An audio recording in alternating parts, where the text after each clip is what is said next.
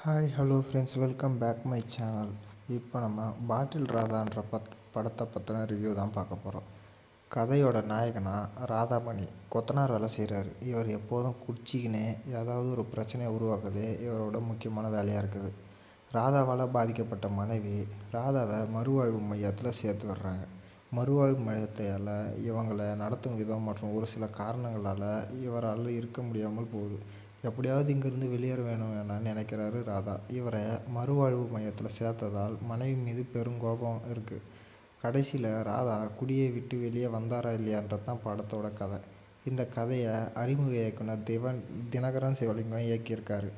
படத்தில் ப்ளஸ்ன்னு பார்த்திங்கன்னா கதை குரு சோமசுந்தரத்தோட நடிப்பு, மற்ற அனைவரோட நடிப்பு, படம் எடுக்கப்பட்ட விதம், ஒளிப்பதிவு மற்றும் பின்னணி இசை.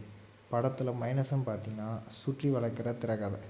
இந்த படத்துக்கு நம்ம சேனலில் இருந்து 5K 2.75 வரைக்கும் ரேட்டிங் தரலாம்.